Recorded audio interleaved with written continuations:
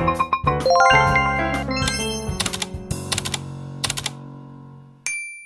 teman-teman, apa kabar? Semoga dalam keadaan sehat dan semuanya dapat berjalan dengan baik ya. Di video kali ini aku akan memulai section baru, yaitu membahas kasus yang dialami oleh follower, subscriber, atau siapapun yang sharing ke aku, dan kita akan bahas kasusnya bareng-bareng. Aku akan bacain kasus yang pertama ini dan semoga teman-teman ikutin terus ya. Dia mengatakan, "Hai kak, saya ingin curhat dan butuh saran dari kakak. Sebelumnya saya ini cowok dan terima kasih sudah mau baca. Jadi saya punya pacar dan sering melakukan kekerasan verbal terhadap saya ketika marah atau moodnya nggak stabil, seperti bilang dan nama binatang ya. Jujur saya merasa sedih sekali, bahkan saya terkadang menangis diam-diam tanpa pengetahuan pacar saya pada saat cewek saya emosi. Dan terkadang pacar saya suka marah-marah tidak ada sebab kepada saya, dalam kurung ketika moodnya tidak baik. Saya juga sering bantu pacar saya tanpa balasan kak, tetapi ketika marah dia bilang saya effortless, padahal saya udah berikan semua yang saya miliki, sampai-sampai terkadang saya harus mengalah dan mengorbankan kepentingan atau prioritas saya sendiri demi dia kak. Sebelumnya saya sudah berdiskusi bahwa saya tidak suka dengan kekerasan di hubungan kita kak, tapi kayaknya dia abaikan. Tapi saya tetap sayang dan cinta sama dia kak, dan selalu berharap dia berubah dan menjadi wanita yang baik walau nggak akan bisa sempurna kak. Hubungan kami sudah jalan 2 tahun, tapi karakternya tetap sama dari dulu dan nggak ada perubahan ketika moodnya kurang baik. Jadi menurut kakak saya harus gimana?" Bisa dipahami betapa struggle-nya si pengirim ini ya, ketika dia sayang dan cinta dengan pasangannya, tapi kok ada hal-hal yang kurang oke di dalam hubungan ini, dan aku rasa ini udah cukup mengganggu buat dia, apalagi hubungannya sudah berjalan sampai 2 tahun. Secara umum kita bisa lihat dari kasus ini bahwa kekerasan dalam relasi itu tidak hanya dialami oleh perempuan yang dilakukan oleh laki-laki. Laki-laki pun bisa mengalami kekerasan baik secara verbal maupun fisik dari pasangannya yang adalah perempuan. Jadi kekerasan itu tidak terbatas pada gender. Kekerasan itu bisa dilakukan oleh siapa saja. Kekerasan itu juga bisa dialami oleh siapa saja. Jadi dalam hal ini kita perlu sadar bersama-sama, jangan menganggap bahwa hanya perempuanlah yang bisa menjadi korban dari kekerasan. Dan kalau kita lihat dari segi demografis di Indonesia, kita sulit sekali untuk menerima bahwa laki-laki itu adalah korban di dalam sebuah relasi. Karena apa? Karena orang ngelihat pada umumnya yang menjadi korban di dalam relasi itu adalah perempuan. Dan dengan konteks misalnya kamu mencoba pun untuk mengekspresikan diri, gak selalu kamu diterima dan perasaan kamu itu divalidasi. Kenapa? Karena kamu laki-laki. Harusnya kamu dong yang memimpin, harusnya kamu dong yang dominan, harusnya kamu dong yang mengatur arah dari relasi ini. Maka dari itu aku sangat-sangat paham bahwa kondisi ini mungkin sangat-sangat berat buat kamu. Karena apa? Perasaanmu tidak divalidasi dan kamu bertanya-tanya, ini wajar nggak sih? Ini normal nggak sih? Apa yang harus aku lakukan?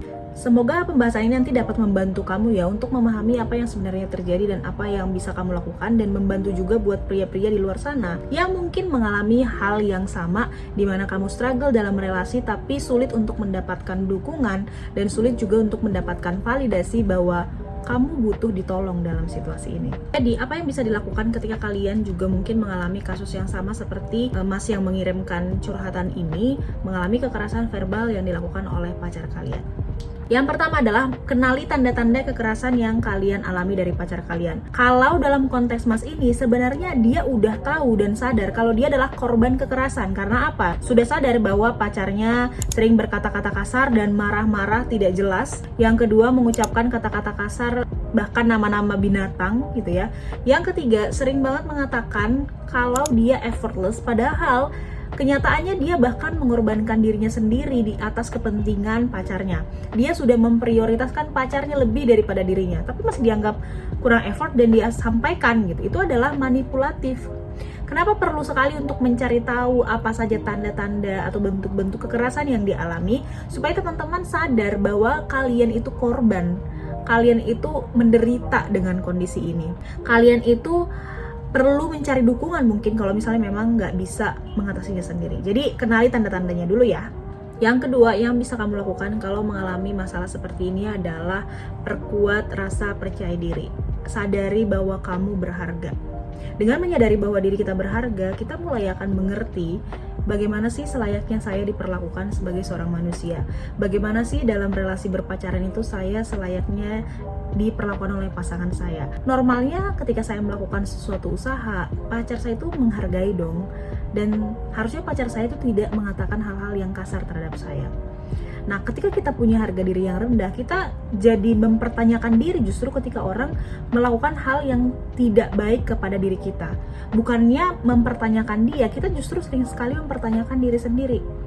Dan orang-orang yang tidak percaya diri ini juga gampang sekali dimanipulasi. Makanya ketika kamu pun udah effort banget dan pacar kamu mengatakan kamu kurang effort, aku prediksi yang kamu pertanyakan adalah diri sendiri. Apakah aku memang kurang effort?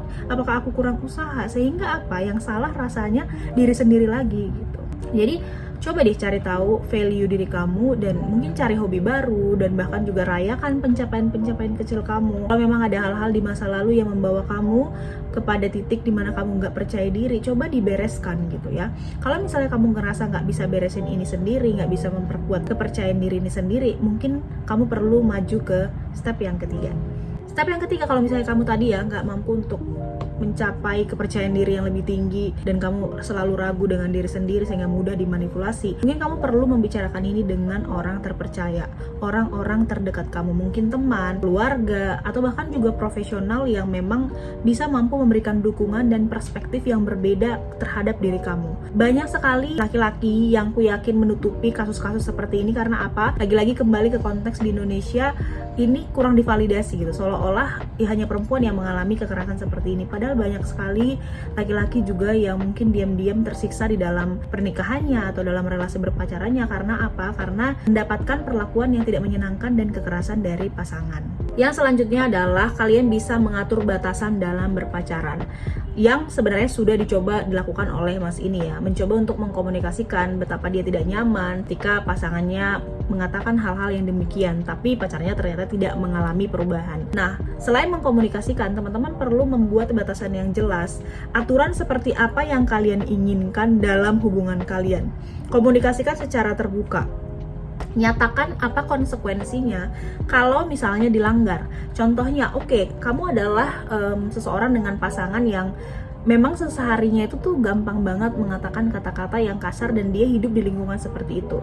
Tapi karena berpacaran dengan kamu nggak nyaman dan kamu menetapkan batasan, maka itu harus ada aturannya. Misalnya, oke, aku kasih waktu untuk kamu membiasakan diri. Setidaknya di chat itu kamu jangan mengatakan kata-kata yang seperti itu. Karena apa? Di chat kan bisa mikir dulu sebelum ngomong. Oke, kalau misalnya ngomong langsung mungkin keceplosan, tapi kalau di chat aku nggak pengen kamu seperti itu.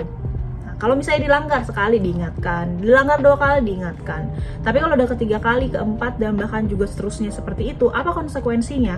Kamu harus pikirkan. Jadi jangan nanti pacar kamu tuh menganggap bahwa oh nggak apa-apa kok, dia memang nggak suka, tapi ya dia maklum lah, dia menerima aku kok apa adanya gitu. Padahal sebenarnya kamu menderita. Ya komunikasikan aja bahwa kamu nggak nyaman dan kamu mempertimbangkan untuk nggak mampu melanjutkan hubungan ini, misalnya kalau misalnya itu terus-menerus terjadi. Tapi konteksnya itu tuh tidak hanya soal kata-kata yang mungkin terbiasa kasar ya, tapi sikap, menyakiti, bahkan mungkin ada yang sampai benar-benar mengejar, memanipulasi.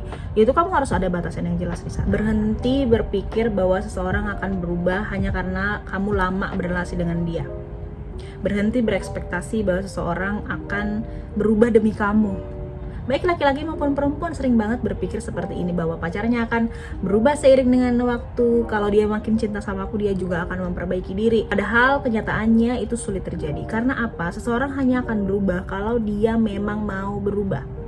Jadi jangan pernah mencoba untuk mengubah orang lain kalau dia juga nggak mau berubah. Karena itu menyiksa untuk kedua belah pihak. Namanya berelasi itu artinya adalah kamu menerima aku menerima kamu. Dan kita sama-sama saling memperbaiki diri. Tapi kalau misalnya tidak ada perbaikan yang terjadi, kamu perlu mengambil keputusan untuk diri kamu sendiri dan untuk kebaikan diri kamu sendiri. Kalau misalnya kamu berharap dia akan berubah setelah menikah misalnya, itu bisa nggak terjadi dan kamu akan kecewa.